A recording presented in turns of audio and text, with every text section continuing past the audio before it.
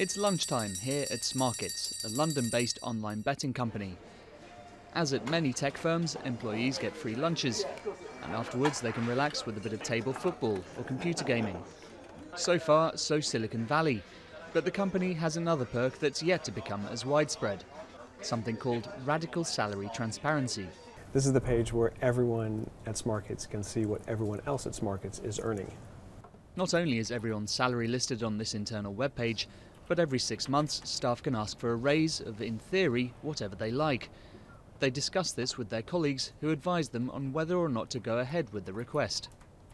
We do have many examples of an employee asking for a very, very high increase, and then during the course of the discussion, the back and forth with the different members of the company and the salary committee, that number, that percentage will actually voluntarily decrease. Even so, 10 or 20% raises aren't uncommon, making the system popular with those who've got what they asked for. In the last salary review, I requested and received a 22% raise. The last pay review, I asked for a 12% raise, and I did get a 12% raise.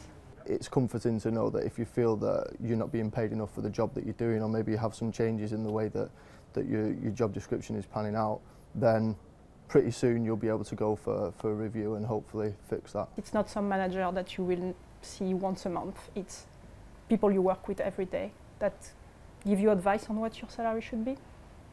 The transparency also discourages discrimination based on race or sex. So, if it's popular with both employer and employees, why hasn't it caught on more widely? One reason suggested is that managers can have more insight into employees' value than colleagues do. It is also possible in other settings that different workers actually deserve to earn differently because they contribute differently to the firm. But it is not as easy to justify this to everybody in the firm. Also, while the system works well in companies that can afford raises, it could increase tensions in firms where budgets and salaries are under pressure. Either way, it's likely to be some time yet before most people score the perk of setting their own salaries.